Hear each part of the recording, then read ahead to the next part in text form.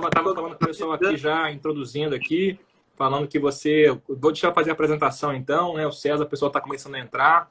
Juiz de trabalho lá no TRT4, no Rio Grande do Sul. Tá em Porto Alegre mesmo, César? Estou em Canoas, cidade Canoas. vizinha, né? Região metropolitana de Porto Alegre. Sim, sei. Parece que é uma cidade bem tranquila, né? Eu já ouvi falar que é bem gostoso aí. É bom, Porto Alegre é uma capital de um tamanho mediano, né? Aham. Vou tirar que eu tô com dois sons aqui. Isso, Tá, eu vou pegar meu headphone também. o computador. Como é que tá o áudio aí? Será que eu tenho que botar fone de ouvido? Não, pra mim tá bom. Eu tava pensando em pegar o meu aqui, porque tá um pouco baixo. Eu vou pegar o meu aqui, tá aqui na gaveta, conseguir achar ele. Vou botar, porque assim fica melhor da gente se comunicar. Eu tava aqui, entrei rapidinho, te falei antes, né? Para comentar sobre o depósito recursal, a decisão de ontem. O pessoal tá discutindo lá no grupo da Ágora, enfim, várias discussões, né? Que é um tema que a gente até futuramente pode debater. Mas só para apresentar o pessoal, então, aí, o César, né, juiz de trabalho TRT4, lá em Canoas, ele estudou nos Estados Unidos. Depois eu queria até que você falasse um pouco sobre isso, né, e até acho que por isso tem um apreço muito grande pela matéria de precedente, né, e eu sei que você é fera, especialista em precedente. Vou mostrar aqui o livro, né, eu tenho esse aqui, a primeira edição, Precedentes no Processo do Trabalho. Opa. O César é um dos coordenadores, junto com a Fernanda Antunes, Flávio Iga e Ney Maranhão. Recomendo. Eu acho que esgotou a primeira edição já, não foi isso, César? Olha, está quase esgotado. Já faz 2 meses entre os 10 mais vendidos do país pela revista dos tribunais, né? Então, graças a Deus, é uma matéria bem específica, uma matéria técnica, e a gente fica super lisonjeado que esteja o jurista brasileiro, o advogado, o magistrado da área trabalhista esteja acordando para a necessidade da gente compreender esse complexo cabedal de decisões judiciais que vem dos tribunais superiores, dos tribunais regionais, que impacto que elas têm no peticionamento, que impacto que essas decisões têm nos recursos, enfim.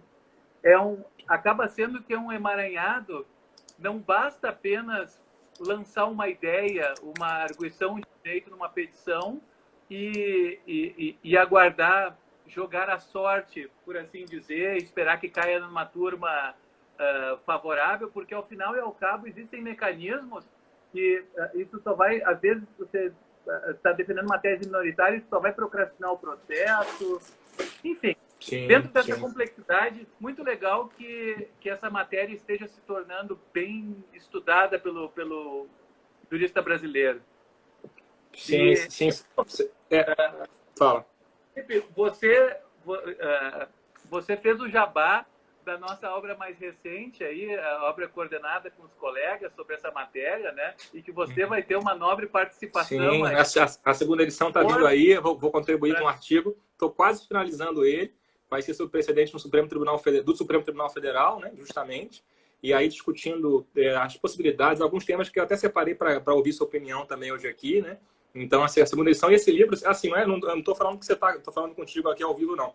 Mas, assim, esse livro, pessoal, está fantástico, tem grandes nomes do processo. Só o prefácio aqui do professor Estevão Malê, né? O prefácio já é um show, né? O prefácio dele já é um show e tem texto aqui do Michele Tarufo. Quando eu vi que eu ia figurar um artigo ao lado do Michele Tarufo, eu falei, meu Deus do céu, eu acho que eu estou realizado nessa vida já, porque é uma grande referência ao italiano, em processo, né? Mas, diga, você queria falar sobre algum outro livro, é isso? Isso, eu quero, assim, o meu primeiro livro sobre matéria de precedentes, tá? Deixa eu mostrar aqui para o pessoal. Ele fica ao contrário no Instagram, mas é manual de... É manual de prática dos precedentes no processo civil e do trabalho. Como ele tem muita teoria geral dos precedentes, questões comuns, ele também vale para o civilista. Mas ele tem bastante coisa sobre a nossa realidade, recursos de revista, súmulas trabalhistas, uma análise bem específica para o nosso processo. A LTR lançou novas tiragens, então ainda está disponível. Ah, que bacana. E o seu nome eu falei certo, é César Zucati Pritch? É assim isso, que fala? Isso. É o que? Ascendência alemã? Esse Pritch? Nem precisou fazer um cursinho para pronunciar. Bom, o Zucati eu acho que é italiano, deve ser Zucati, né? Zucati. O Pritch deve ser alemão. Alemão, imaginei. Mas, César, vamos lá então. Vamos começar a entrar no nosso tema aqui. A Amanda falou que eu zerei a vida aqui. Realmente, zerei a vida. Figurar num livro que tem artigo do Michele Tarufo, realmente eu zerei a vida. É um sonho, né? Brincadeira. Não, Um sonho. outros grandes nomes, o Marinoni está contribuindo. Sim. Nós temos outros autores internacionais, tem a professora de Oxford, Eva Steiner, que faz uma interpretação do ordenamento francês sob a ótica dos advogados do common law. Então, ela faz essa comparação.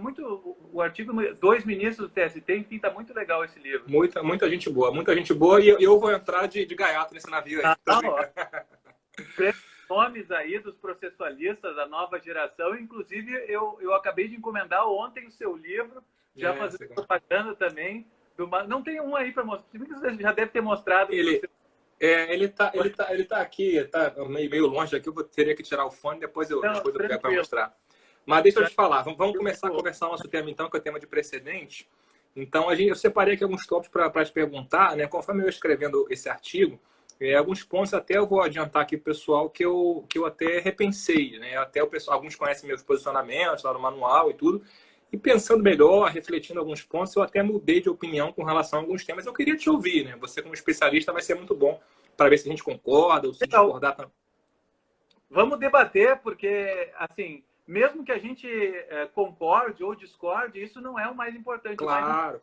É que o pessoal que está nos assistindo consiga até ver, de repente, duas opiniões. Sim. O operador... Não, quando há discordância, é até melhor que enriquece mais o debate, né? Eu acho que a discordância ela acaba enriquecendo mais. Bom, primeiro... Oi? Você quer começar por onde? Então, o primeiro ponto que eu tinha separado aqui era o seguinte, né? É justamente uma questão, talvez, inicial, uma questão essencial, eu diria. Que é a seguinte, será que todos os precedentes lá do artigo 927 do CPC são obrigatórios, são vinculantes? Essa é uma discussão que a gente sabe que é muito forte, né?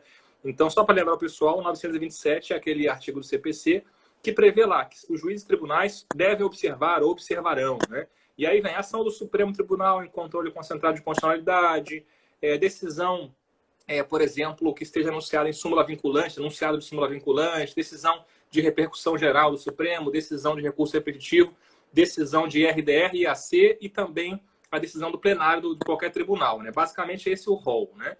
E aí surge uma discussão inicial em doutrina que é essa. Será que todos esses precedentes eles são obrigatórios ou será que nem todos? E será que essa obrigatoriedade ela pode ser só interna ao tribunal em alguns casos? Será que ela vai ser externa ao tribunal em todos os casos? O que você acha dessa questão, que é uma questão inicial para a gente debater?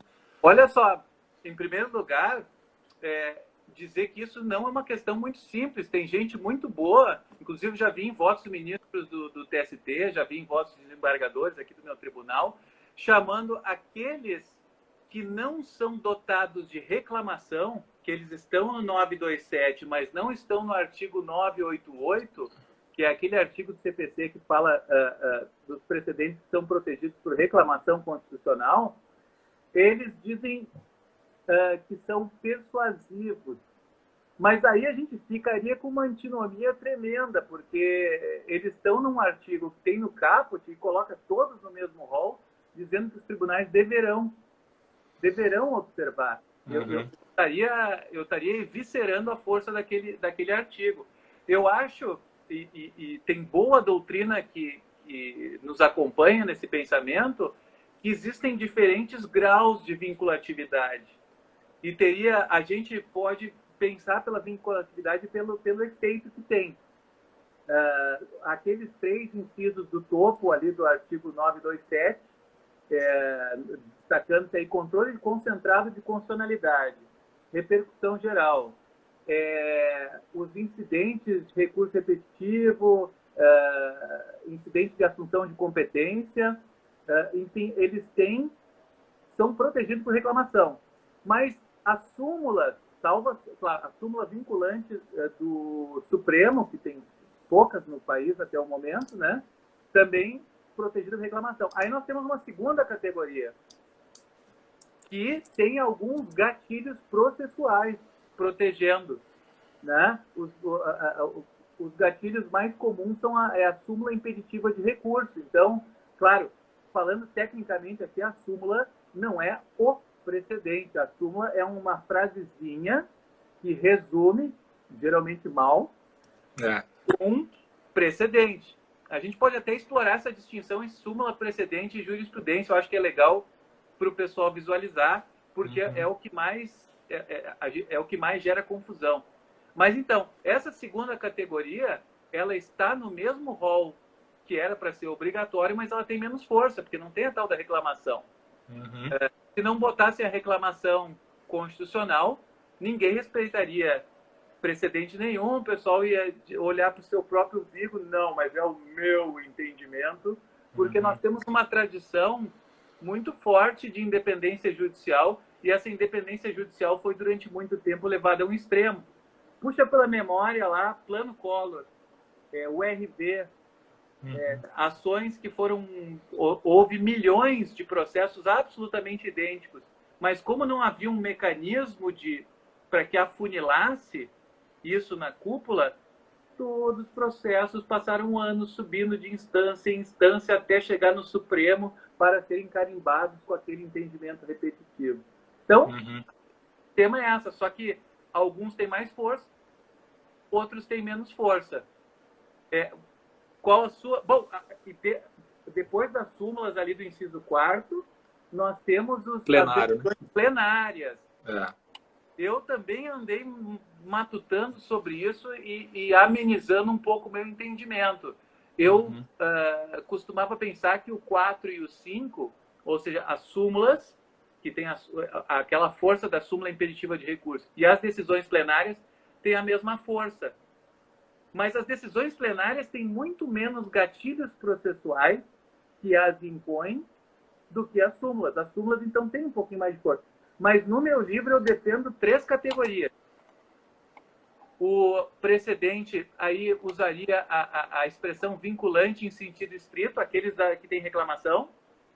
A segunda categoria, os incisos 4º e 5º, que eles têm só os gatilhos processuais. A gente poderia usar o termo precedentes obrigatórios. Agora, o caso do 4º e do 5º, você entende também, por exemplo, se for o caso do Tribunal Superior, digamos um precedente do STF, do plenário, mas que não seja hipoteticamente repercussão geral, controle concentrado, nada disso. A decisão do plenário do Supremo, né? Essa decisão do Supremo, ela seria obrigatória também extraprocessualmente, quer dizer, ela vincula todos os tribunais, né? Eu já vou até, antes de passar essa casca de banana, que isso aqui é uma casca de banana, né? Eu vou explicar o porquê da pergunta e também, assim, explicar porque eu mudei de opinião com relação a isso. Eu, inicialmente, quem leu meu livro sabe, eu defendi o seguinte, que é o que você encontra em Fred Dier, você encontra no Daniel Assunção, entre vários outros autores aí. Eles falam o seguinte, olha, o precedente, né, isso o Fred Dier fala muito claramente, ele fala isso, explicitamente. Ele fala o seguinte, esse rol de precedentes do 927, todos eles são obrigatórios, todos eles são vinculantes, e, além disso, quer dizer, essa eficácia vai ser uma eficácia que vai, digamos, que vai abranger outros tribunais inferiores. Então, para facilitar, precedente do plenário do TST, para o Fred Dier, Daniel Assunção, entre outros, é vinculante, independente se é recurso repetitivo. Só antes de terminar de falar aqui, só mandar um abraço para a Juliane Facói, entrou aí, e ela mencionou que tem um livro também dela, de recurso de vista repetitivo, mas não sei se ela está com a gente ainda aí. Um abraço para a Juliane também aí, está recomendado desde já o livro dela. Eu tenho o livro dela aqui em casa. Tem o livro dela aí, né? Boa. Mas retomando então aqui. Então, assim, esses autores, que são talvez a maioria, eles falam o seguinte, não, esses precedentes eles são obrigatórios sim. Então, para resumir aqui, quer dizer, uma decisão do plenário do STF, independentemente da matéria, independentemente de ser controle concentrado, difuso, etc., ela vai ser vinculante na visão do Didier, na visão do Daniel Assunção. Mas, conforme eu estava estudando para escrever esse artigo de precedente do Supremo especificamente, eu comecei a pensar o seguinte, né? Imagina a gente pegar uma decisão do Supremo Tribunal Federal em ação rescisória. A gente sabe que o Supremo ele julga originariamente ações rescisórias com seus próprios julgados, né? E a ação rescisória tem um exemplo que eu até coloquei no artigo como exemplo até sobre isso, que é o seguinte, olha, a ação rescisória tem uma discussão que é o 966, parágrafo 4º do CPC, né? Que o novo CPC ele traz que no caso de homologação de acordos seria por ação anulatória, não seria ação rescisória. Contrariamente ao que o TST faz. O TST tem a súmula 259, que fala que somente por ação rescisória você pode impugnar um termo de conciliação, um acordo, né? E aí, muito bem, esse é um tema que é polêmico, eu particularmente acho que tem que ser por ação anulatória, mas enfim, é um tema que dá para discutir, mas o foco principal não é esse. O foco é, perceba que é um tema processual, é um tema nitidamente infraconstitucional, aplicação do CPC, o 966, parágrafo 4º, né? Isso seria, no máximo, uma ofensa reflexa à Constituição. Então, esse não é um tema que seja de competência do Supremo pacificar em âmbito nacional. Agora, se eu parto da premissa de que o 927, inciso 5º, quando fala que a decisão do plenário é obrigatória, e se eu falo que essa obrigatoriedade ela é interna ao tribunal e também externa, quer dizer, todos os tribunais do Brasil e juízes são obrigados a seguir isso, eu vou ter que dizer que qualquer decisão do Supremo sobre qualquer tema, desde do plenário, ela vai ser vinculante. Ou seja, então a decisão que o Supremo exarou no passado, nessa ação rescisória, que foi tomada pelo plenário do Supremo, ela seria obrigatória por si só, né? E me parece que esse é um passo largo demais. Então, no mínimo, a gente tem que fazer alguma restrição aqui a essa vinculatividade. Quer dizer, então, assim, eu concordo com você. Eu acho que do inciso 1º ao 5º, todos eles são vinculantes, todos eles realmente não são colocados ali como persuasivos. A gente sabe que alguns autores, na pesquisa agora que eu fiz, eu vi, por exemplo, o Leonardo Greco, que é um autor do Rio que eu acho um dos melhores do Brasil, ele fala que é tudo persuasivo, outros autores falam de outra forma. Mas eu, particularmente, ainda entendo que todos são obrigatórios, sim. Mas, a meu ver, a gente tem que fazer uma limitação dessa vinculatividade. Então, o raciocínio que eu fiz é o seguinte, né? Para começar com a decisão do plenário. Então, a decisão do plenário, né, depois a gente pode discutir o IRDR e o IAC também, que vai ser um raciocínio similar. Mas, decisão do plenário, o que eu enxergo é o seguinte, ela vai ser vinculante internamente ao próprio tribunal. Isso quer dizer o seguinte, decisão do plenário do Supremo Tribunal Federal... Com certeza, porque se a maioria de um tribunal decidir e os seus próprios membros não respeitarem, e até eu vou mais longe, se a seção uniformizadora, como a SBDI lá do TST, que decide o conflito entre recursos de revista conflitante, turmas conflitantes, se ninguém der bola, vamos ser aqui bem realistas, porque isso é um jogo de xadrez, onde a gente tem uma mudança de cultura. Porque se a gente for para os países de common law, isso já está na própria forma de aprendizado do raciocínio jurídico. Então, qualquer um que se desvie do sistema, ele é tido, isso é uma mancha na carreira, isso é tido como um erro crasso, ele é mal falado pelos colegas e ele não vai ser indicado para cargos superiores. Então, se a pessoa tem alguma esperança de ascender na carreira, ela segue precedente. Porque esse detalhe eu não sabia, não, que tinha essa coisa até de carreira, isso eu não sabia que existia lá, não. Eles não têm nenhum mecanismo, além da recorribilidade, não existe reclamação. A reclamação é invenção nossa. Mas foi uma invenção sábia, porque se não tivesse esse instrumento, essa ligação direta, um pouquinho mais de estigma, um pouquinho mais coercitivo, um puxãozinho de orelha, tudo continuaria como antes no quartel de Abrantes, enfim, não sou bom. Tá? É isso mesmo. Então, nós temos... Tá, deixa eu só concluir o raciocínio com relação ao plenário, então aí eu te passo para você comentar. Então, assim, o raciocínio que eu estou fazendo hoje é o seguinte, decisão do plenário, ela vai vincular o próprio tribunal. Então, decisão do plenário do Supremo, ela vincula todos os ministros e as turmas do Supremo. Ok, então definiram que vai ser ação rescisória, é ação rescisória e não ação anulatória. Ou melhor, definiram que vai ser ação anulatória, vai ser anulatória e não rescisória. Agora, a decisão do plenário do Supremo por si só, ela, na meu ver agora, né, essa foi a mudança de opinião que eu tive, ela não vai vincular por si só os demais tribunais. Deixa eu te provocar. Deixa eu te provocar. Claro. Defina vinculação. Vinculação eu chamo da necessidade de observância. Ou seja, os juízes... A consequência? Dando para a gente construir junto um raciocínio. Claro, então, claro. Uma coisa é a gente ter ali um artigo muito lindo com uma norma que não tem, como dizia Kelsen, a norma jurídica é uma regra, uma obrigação que tem uma consequência, uma sanção. Onde a sanção é mais fraca, ou se ela é nenhuma, acaba ficando um pouco no fio do bigode. Claro, o juiz, ele não precisa ter uma coerção sobre sua cabeça, ele deveria aplicar espontaneamente a norma que está lá, a obrigação que está lá. Mas a gente sabe, vamos trazer um exemplo que tem o IRDR do meu tribunal regional, que é vinculante, que eu vou sofrer uma reclamação se eu não obedecer, e eu tenho uma decisão do Pleno do Supremo dizendo em contrário. Então, são categorias de força de vinculatividade diferentes. Então, assim, sim, a maioria dos autores usa indistintamente força obrigatória, força vinculante como sinônimos. A minha humilde proposição é que a gente guarde um desses termos para os que têm reclamação e outro dos termos para aqueles que não têm reclamação e deixe os precedentes persuasivos, como os americanos, os ingleses usam, persuasive authority, persuasive precedent, como sinônimo de jurisprudência, como precedentes que não têm essa força direta. Mas, assim, você viu, a minha provocação é a seguinte: entendi. é vinculante ou não é? Eu não Entendi. Só para confirmar se eu entendi. Então, assim, na sua visão, o vinculante é o que dá ensejo à reclamação, que pode dar ensejo à reclamação. E os teria uma demais, escolha os demais seriam obrigatórios, mas não vinculantes. para usar nomes diferentes para aqueles que Sim, sim. Entendi o raciocínio. Quer dizer, quando couber reclamação, vai ser vinculante, quando não couber, seria meramente obrigatório. A nomenclatura seria essa ideia. Bom, aí é para te responder a sua provocação. Então, assim, se for um presidente do plenário do Supremo, né, só com base no inciso 5º, né, eu não estou falando aqui de decisão de repercussão geral de controle concentrado, porque aí ela vai ser vinculante por outro motivo. Mas decisão do plenário, ela vai vincular, ela vai ser obrigatória, para tentar usar a sua nomenclatura aqui.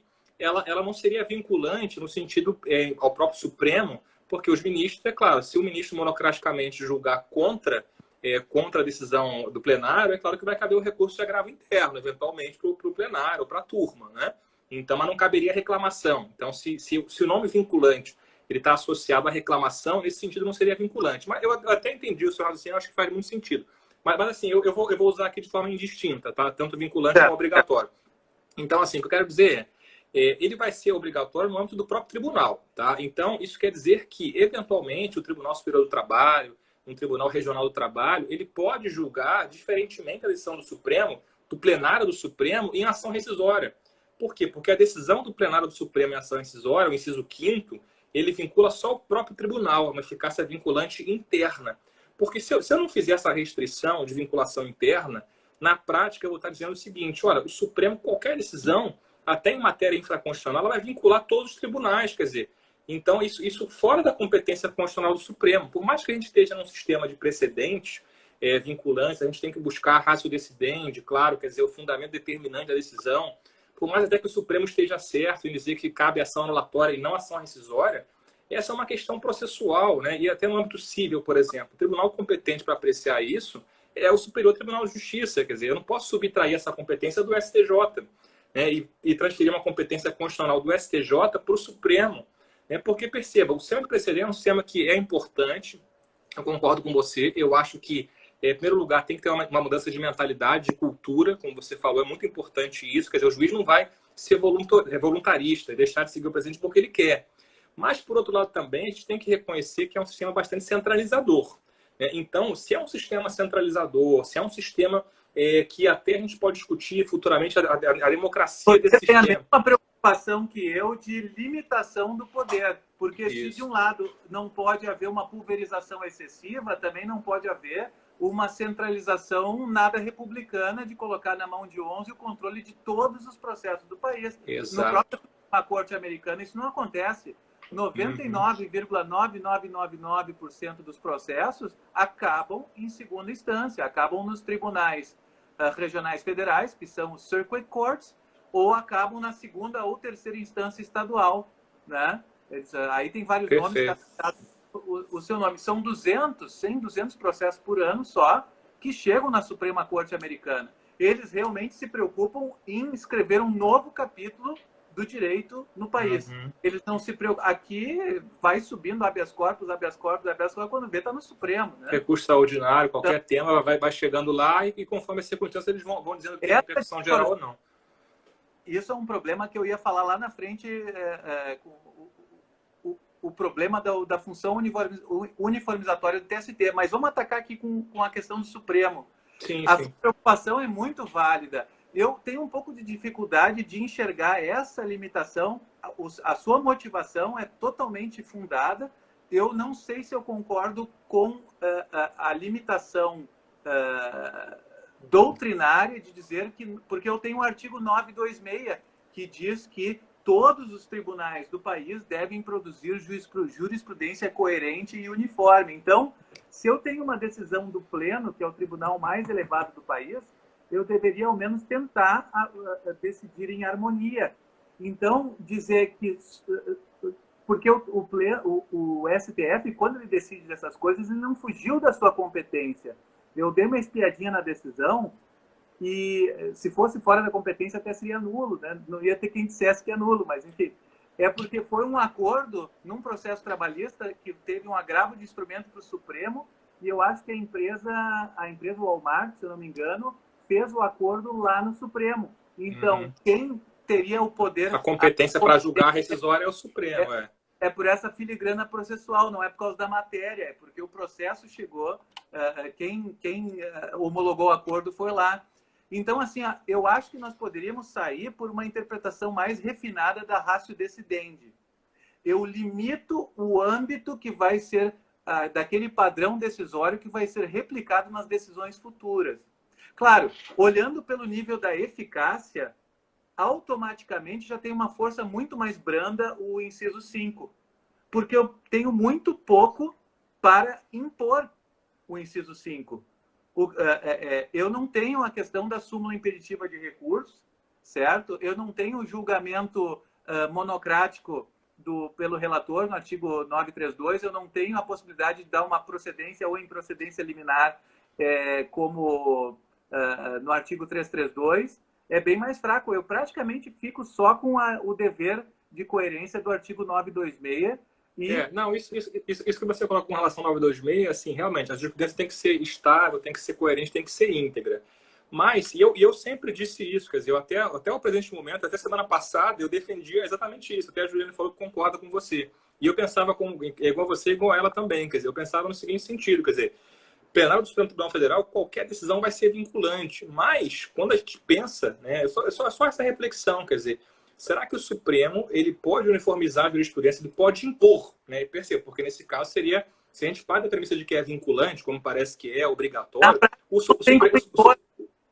problema é que na prática... Sim, o que você vai falar é o seguinte, não cabe reclamação. Ok, não cabe reclamação. Mas foi como você falou, por mais que não caiba reclamação, a lógica do 927 são precedentes obrigatórios. Todos eles são obrigatórios. Alguns são mais... Aí você tem a Teresa Arruda Vilma que fala alguns são fracos, alguns são fortes. Os fortes são que podem gerar reclamação e assim vai. Mas a minha lógica todos são vinculantes, todos são obrigatórios. Caber reclamação ou não caber é uma consequência. É uma consequência que não muda a essência daquilo que é. Então eu fico pensando, o Supremo, a gente admitir que o Supremo possa fixar precedente em ação rescisória e definir todas as questões processuais de ação rescisória, né? Isso me parece que, além de centralizar, o Supremo, claro, a função do Supremo é uniformizar a interpretação da Constituição. E aí o Supremo ele vai uniformizar também a legislação infraconstitucional, quer dizer, mas de cúpula, como você falou, quer dizer, 11 magistrados vão definir todos os temas processuais, por exemplo, que cheguem ao Supremo. Se for para o Pleno, isso vai ser vinculante, né? Parece que é um passo longo demais. Então, assim, por isso que eu mudei de ideia. Por mais que eu entenda a necessidade de que haja realmente esse sistema, como você falou, e é claro que a decisão do plenário do Supremo ela vai ter uma eficácia persuasiva muito grande, né? Esse exemplo mesmo da ação rescisória, eu tenho batido muito nesse ponto. Gente, mudou o CPC, agora é ação latória, né? Mas os tribunais trabalhistas têm muita resistência, sabe disso. Né? Eu já conversei com vários colegas e muitos, não, é ação rescisória, o TST tem a súmula 259. Para mim é anulatório, eu acho que o Supremo está certo. Mas por mais que eu acho que ele está certo, daí eu dizer que a decisão dele em matéria infraconstitucional também vai ser vinculante, eu acho que centraliza muito o poder. Eu acho que isso é muito perigoso e, além de perigoso, quer dizer, viola uma competência constitucional do STJ nesse caso e do próprio TST também. Você não acha? Eu acho que a sua tese é bem defensável, porque no nosso sistema, veja bem, comparando com os Estados Unidos, a Suprema Corte não tem competência apenas constitucional. Ela é como se fosse o Supremo antes de 88, que unia a competência final da lei federal com a competência constitucional. Claro, na prática, eles só pegam grandes questões, mas não o grosso é matéria constitucional, mas eles também podem opinar sobre lei federal. Eles não opinam apenas sobre lei estadual, a não ser que a lei estadual esteja conflitando com a Constituição. Trazendo para a nossa questão, eu acho que se poderia construir, porque assim, decisão em matéria para a qual ele é incompetente não é, porque o processo chegou lá. Mas Sim. não é, mas há poderia construir que há uma separação precípua de matéria infraconstitucional e de matéria constitucional, e que quem daria a última palavra em matéria infraconstitucional seria o TST, para a matéria trabalhista, e porque essa que você citou realmente não foi uma interpretação. Eu olhei, li o acordo também, não foi uma interpretação constitucional. Já Sim. a matéria de ontem foi. Foi matéria constitucional, sim, com relação ao recurso extraordinário, né? Essa aí tem a previsão da Constituição, e aí vai ser, até porque no caso foi com repercussão geral, e aí seria vinculante com base no inciso 3º, né? Então, nesse caso, mais tranquilo. Mas, para sintetizar essa questão, eu acho a sua tese defensável e até bastante nobre, porque dá para doutrinariamente amadurecer isso para reduzir, é mais democrático, é mais republicano a divisão de poder, certo? Sim. Mas nós já temos pelo CPC, que foi absorvida parcialmente a doutrina do common law e adaptada para nossa realidade. Eu acho que pela ratio decidendi, com um olhar de lupa, apesar de que a maioria das pessoas se limitam a ler a ementa, né? Pela pressa do dia a dia, as decisões do Supremo são muito difíceis de ler, muitas delas tendo 150, 400 páginas. Então, assim, até os especialistas suam a camiseta para fazer a decomposição analítica. Então, imagina se a pessoa está querendo fazer uma pesquisa rápida de jurisprudência, é muito difícil filtrar. Deveria haver um pouquinho mais de autocontrole. Mas, pensando assim, vamos tentar analisar essa ratio. Foi numa questão excepcional, um acordo trabalhista que chegou lá, houve a homologação naquela sede. Quer dizer, a gente poderia interpretar que o fato de ser um processo lá, naquelas condições, sob a jurisdição do STF, o STF interpretou desta forma, segundo a legislação processual civil, até para manter uma isonomia com os demais processos que chegam, processos criminais, processos cíveis, enfim. Poderia se trabalhar pela ratio decidendi um distinguishing em relação aos processos similares que estão no TST. Enfim, nada é simples, né? Mas são oportunidades para a gente encontrar uma separação disso. Nossa, já temos 35 minutos de live só na primeira questão. Quer dizer, você vê que o tema rende realmente, né? A questão complexa, como você falou, não tem nada simples. Eu acho que são dois pontos de vista interessantes que a gente externou aqui. Quer dizer, o que a gente converge aqui, então, alguma limitação há de existir. Essa eficácia vinculante não vai ser total, né? Mas vamos seguir em frente, porque senão a gente fica aqui uma hora só nessa questão. Tem bastante. Uma coisa pincelada antes da gente seguir adiante, que eu acho que é uma condição, eu não sei se todos os que estão nos assistindo já mergulharam nessa questão. Eu queria só pensar essa questão de jurisprudência precedente e súmula, porque essas questões são muito ambíguas. Segundo a doutrina pacífica no nosso país, súmula não é precedente. A súmula, segundo as palavras do próprio ministro Vitor Leal, que reintroduziu as súmulas nos anos 60, as súmulas são um resumo. Súmula, resumo. Sim. Porque eles estavam se perdendo na jurisprudência do STF, naqueles arquivões, os processos, pesquisas sem computador, né? Enfim, e aí eles fizeram Até para localizar era difícil, né? Eu até li um texto do ministro Vitor Leal que ele fala: eu tinha que recorrer à minha memória, eu era um ministro novato, não conhecia. Cada vez que morria ou se aposentava um ministro, a jurisprudência se aposentava com ele. Se perdia a jurisprudência. Isso é lindo. Todo mundo deveria ler o texto para entender realmente o que são as súmulas. Então, a súmula é um método de trabalho. Eles fizeram um inventário, um resumo, um compêndio da jurisprudência do STF, e isso se espalhou para os outros tribunais. Então, a gente não pode olhar para a súmula como se fosse uma frasezinha normativa de um texto de lei, e daí começar a bater boca um jurista com o outro, tentando interpretar a vírgula, fazer uma interpretação gramatical. Não, tem que ler o acórdão.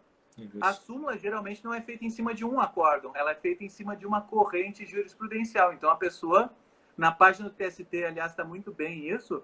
Você clica nos vários precedentes daquela corrente jurisprudencial que ensejaram a súmula. Então, qual é o precedente no caso da súmula tal do TST? Você vai lá e lê uns 3, 4 e você vai ver mais ou menos qual é a moldura fática e qual a decisão que foi tomada nisso. Essa é a ratio decidente. Olha, na minha humilde experiência, eu acho que pelo menos 30% dos casos o verbete está errado. O que você acha? Se você for olhar os acordos vários... Sim, não, isso que você fala, assim, a súmula ela deveria vir de uma sequência de precedentes, em certo sentido, mas a gente nota que até em alguns casos isso não acontece. Então a gente tem alguns exemplos aí de súmulas que vieram com 2 precedentes, né? Tem até um relato, eu tenho que parar para pesquisar isso, confesso que não pesquisei, mas é uma situação que com um precedente veio uma súmula. Enfim, mas essa é uma questão delicada. E é interessante notar, você ia falando, eu ia pensando aqui também junto, é interessante notar que a gente tem essa coisa da súmula, quer dizer, que quem introduziu no Brasil foi o ministro Vitor Nunes Leal, quem reintroduziu, como você falou, né, na década de 60, mas essa tendência, essa coisa do apego à súmula, ela fica muito visível na repercussão geral.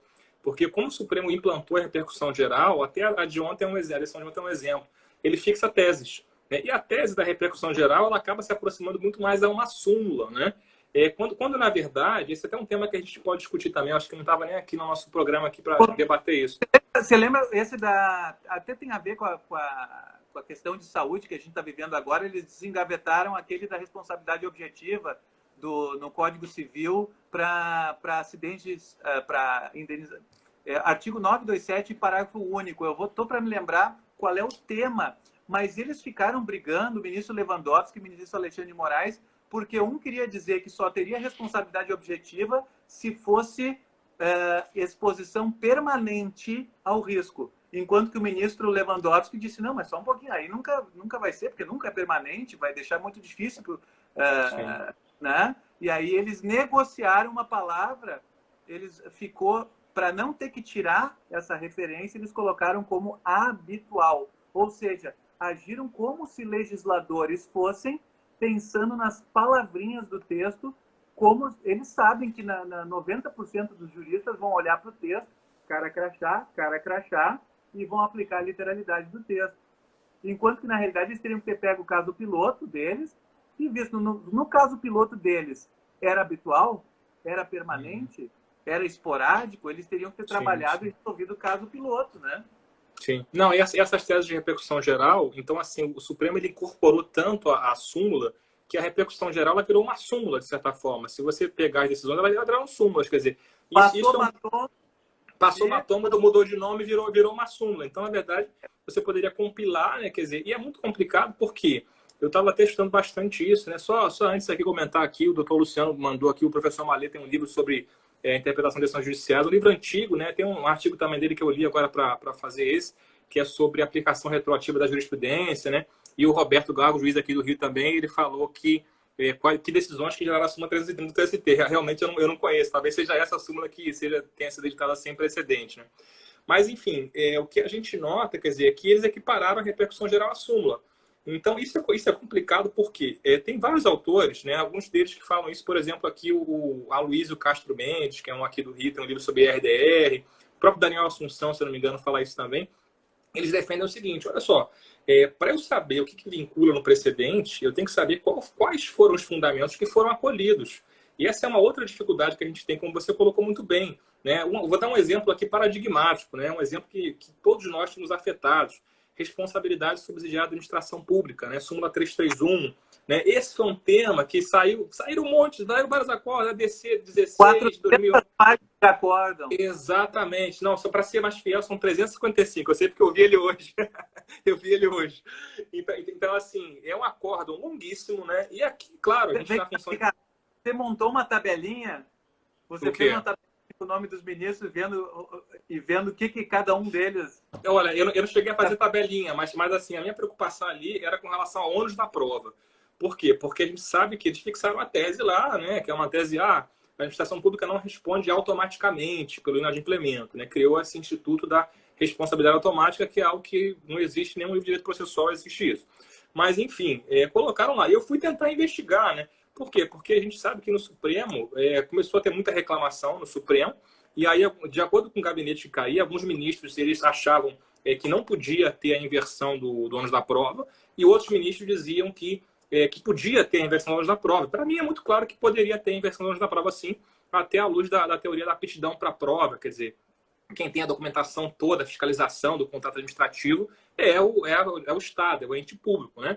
Mas, quer dizer, você percebe, então, um resultado de uma repercussão geral, que foi uma repercussão geral inicialmente, quer dizer, enunciaram uma tese abstrata e os próprios ministros do Supremo Tribunal Federal divergiam com relação à aplicação da tese, quer dizer, isso por quê? Porque o método que eles estão usando para votar, data máxima vênia aí, está totalmente equivocado. Por quê? Eles têm que votar precedente, né? Essa mentalidade é que não foi incorporada no Brasil, nos tribunais brasileiros ainda. Precedente... Eles ignoram o caso concreto. Eles Exato. deixam de lado e eles estão pensando no texto, eles vão com argumentos abstratos e estão pensando no texto agora não é mais súmula. Eles nem fazem mais da repercussão geral. Sim, sim. Tudo virou repercussão geral. Tudo virou repercussão geral. Só que a repercussão geral, da forma como está, ela virou uma súmula, quer dizer.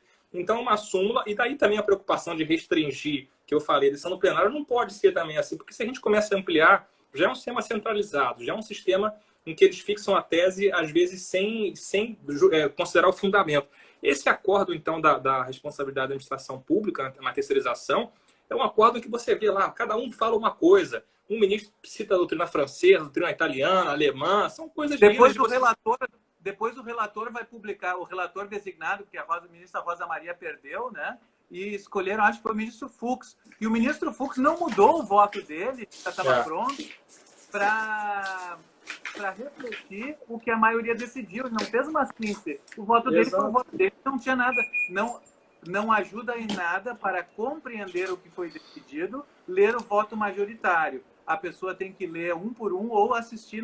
Eu acho mais fácil assistir no TV Justiça, a gravação, porque eles verbalizam o resumo de cada um desses votos. Sim. E assim, só mencionar que eu publiquei em 7 de fevereiro desse ano, no Migalhas, STF deixa em aberto o ônus da prova quanto à culpa em vigilando.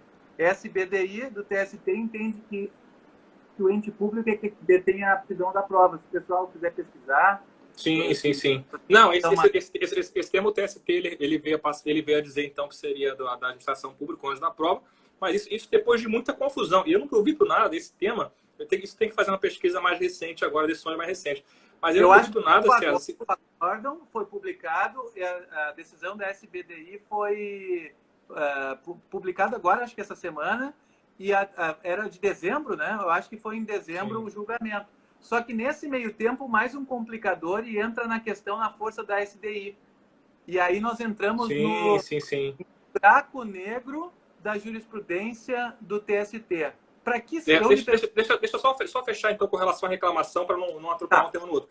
Então, assim, quer dizer, o TST definiu então que vai ser, o ônus da prova seria do reclamado da administração pública. Agora, o que acontece aí? Eu não duvido nada se chegar no Supremo, continuar tendo reclamação. Aí cai no ministro Fux, por exemplo, ele vai caçar a decisão, porque tem decisões monocráticas em reclamação caçando. Então, assim, olha que confusão, quer dizer, você tem uma tese que foi anunciada como se fosse uma súmula e há uma divergência no próprio Supremo para interpretar a tese deles, né? E aí eu fico pensando, esse sistema que foi construído pelo CPC, que na teoria é lindo, a teoria dos precedentes, ela é maravilhosa, mas, sinceramente, não está sendo aplicado. Não está sendo aplicado da forma adequada a isso. Sabe que me lembra o processo, essas decisões plenárias deles em repercussão geral me lembram muito a briga entre os partidos no processo legislativo. Há uma queda de braço, então é por isso que a gente não costuma tentar adivinhar qual foi a mens legislatoris. A gente vai atrás do mens legis, porque qual é a vontade do legislador? Qual legislador? Da maioria ou da minoria? Da situação ou da oposição? Alguns quiseram de propósito tirar um pedacinho da regra, porque assim deixavam uma brecha para que a sua tese vencida judicialmente pudesse ser. Então, me parece que assim, quem queria defender o ônus da prova para a empresa, né, com a ministra Rosa Weber, Lewandowski, foi nesse sentido, talvez Fachin também, eles opinaram porque como não ficou claro, não houve uma maioria, e eu me dei o trabalho de contar os votos, não houve uma maioria para o ônus da prova, apenas quanto a questões gerais que no frigir dos ovos, vamos ser realistas, não ficou muito diferente do que já era a ratio decidendi da ADC 16. Exatamente. Não, e mais, a discussão sobre o ônus da prova, ela veio no finalzinho da votação lá, e não chegaram nem a votar. Chegou no final, a ministra Cameruça falou, não, mas a gente tem que encerrar a votação, esse tema não é objeto e tal, e ficou encerrado, quer dizer, então isso não foi nem objeto de decisão. Mas o importante destacar aqui é o seguinte, quer dizer, o precedente, ele é o fundamento. Eu não posso enunciar uma tese assim, porque o que vincula é o fundamento. Então, o que seria o certo, na minha humilde opinião também aqui? Seria eles votarem por fundamento. Ó, o fundamento é esse. Responde ou não responde? Ah, responde. Quem concorda? Quer dizer, e aí você teria os fundamentos que foram rejeitados e foram aceitos, né? Por quê? Porque a partir disso que você pode fazer a distinção também. O próprio presidente teria que organizar isso e fazer sim. Por fundamento. Não, essa votação por fundamento é importante por quê? Porque só assim você consegue fazer a distinção. Porque a distinção do precedente não é só a distinção fática, a distinção fática também, mas a distinção de fundamentos. Então, assim, é claro que esse é um tema polêmico, mas muita gente boa vai defender o seguinte, Daniel Neves, o Aloysio Castro Mendes, fala o seguinte, olha, se no caso concreto surge um fundamento que não foi objeto do precedente, quer dizer, um fundamento que não foi discutido, até em função do contraditório, que é um princípio constitucional, quer dizer, a parte tem o direito de ouvir, de ser ouvida perante o judiciário um argumento que nunca foi ouvido. Eu não posso obrigar o judiciário a ouvir o mesmo argumento 1 milhão de vezes. É para isso que a gente está criando uma técnica aqui de gestão do poder judiciário. Então a gente vai fixar aquele argumento, vai votar e acabou. Não vai ficar repetindo. Agora, um argumento novo, um argumento que não foi considerado no precedente, quer dizer, a parte tem o direito de levantar esse argumento, um argumento que seja capaz de modificar. Vai que isso aí é obter dictum, ou que não houve maioria para esse argumento, só um dos ministros citou, porque tem gente que talvez vai ler o voto do relator e aquele argumento pode ter sido só usado no voto do relator. Eu entendo um pouquinho diferente, não o argumento em si, mas o fato essencial, que Goodhart chama de material fact, vestido da forma como ele foi visto pela corte, ou seja, o argumento amarrado. Não como os realistas diziam que tal fato e a conclusão, ignorando a fundamentação, mas o fato amarrado com aquele argumento, quer dizer, um argumento que não tenha relação com os fatos essenciais, esse seria obter dictum. Como, meu Deus, tem decisões lá que eles passam 2, 3 horas lendo e que é um festival de doutrina, história, jurisprudência, que às vezes outros casos hipotéticos que não seriam o núcleo vinculante. Agora, nós teríamos que ter uma responsabilidade do Supremo, enquanto uma corte de precedentes, de ser mais didático, de ser mais palatável, de o presidente organizar o raciocínio para que fosse mais fácil para o jurista, que milhões de juristas que vão aplicar isso no país pudessem aplicar de uma forma.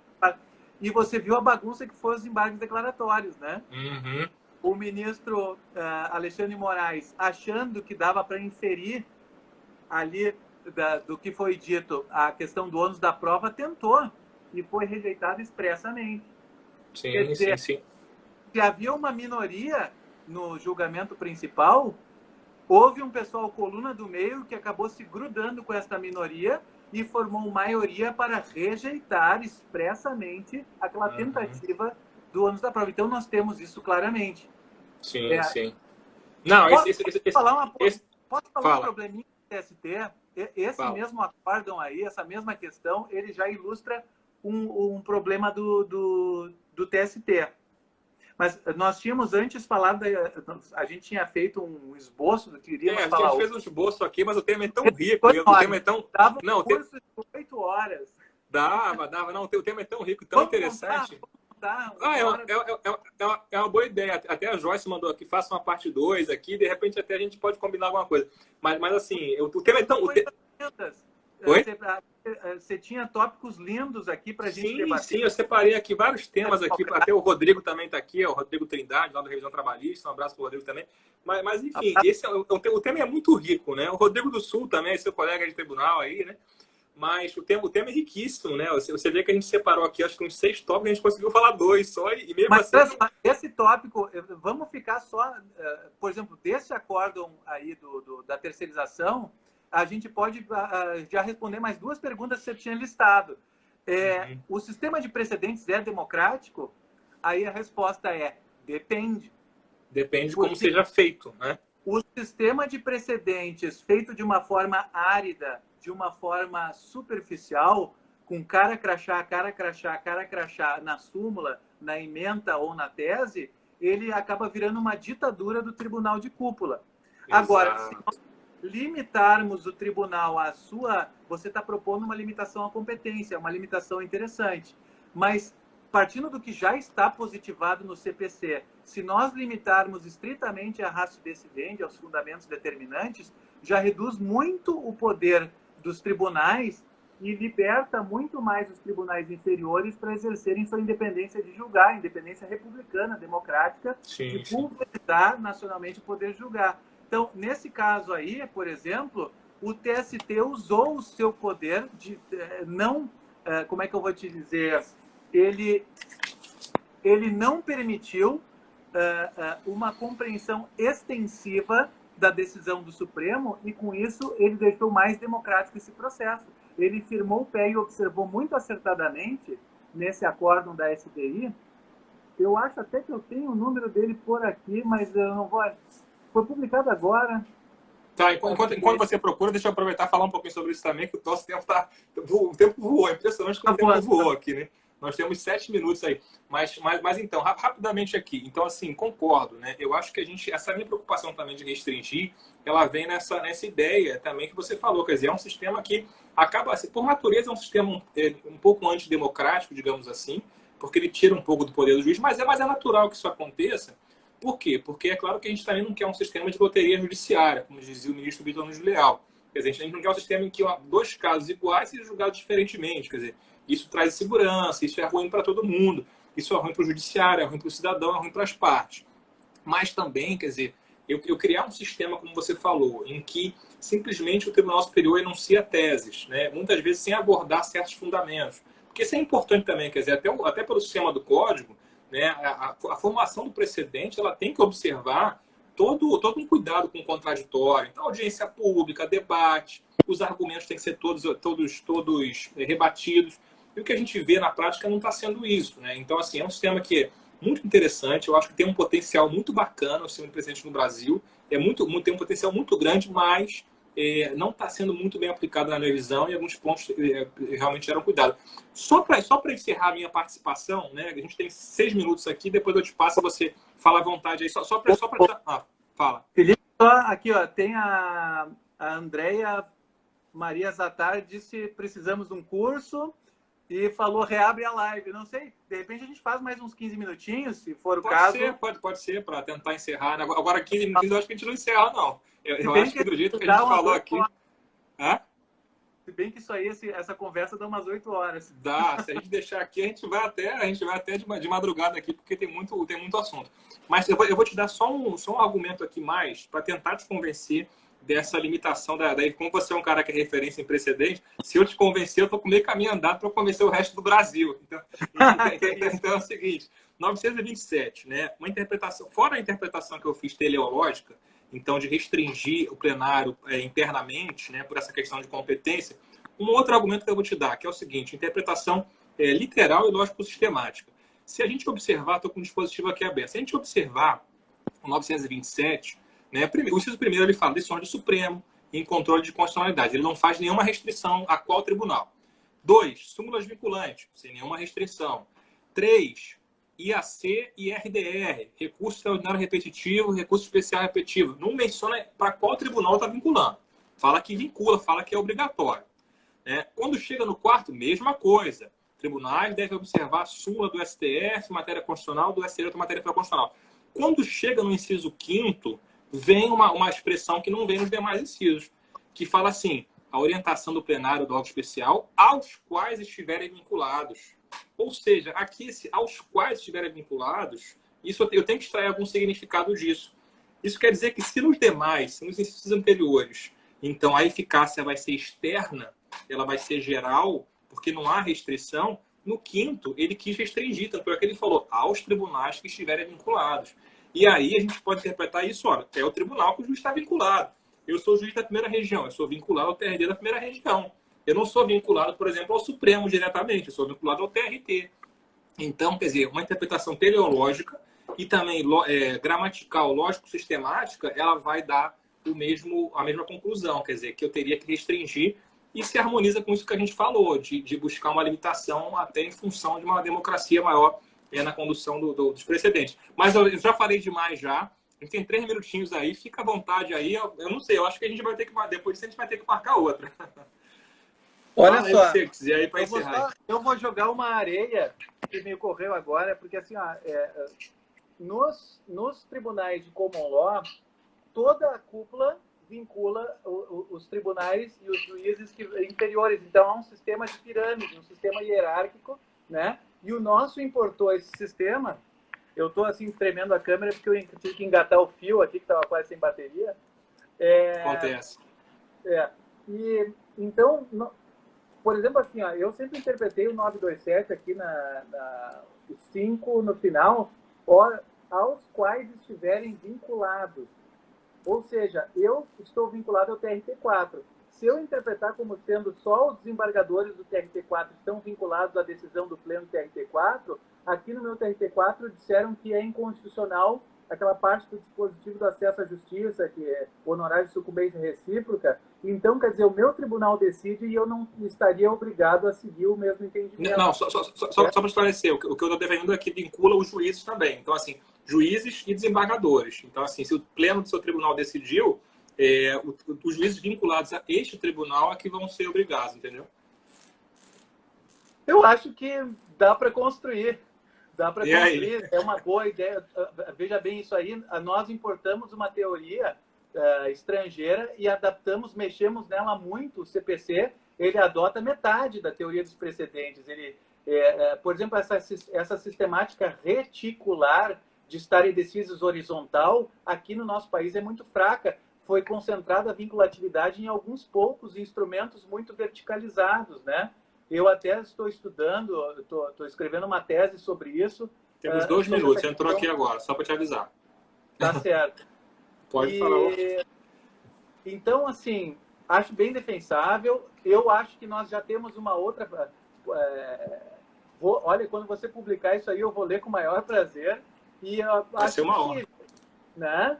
E acho que, só que se nós interpretarmos o ratio decidendi de forma restritiva, nós limitamos os excessos, o poder abusivo. Só que daí tem que realmente, para esses acórdãos muito longos, é um exercício de paciência, né?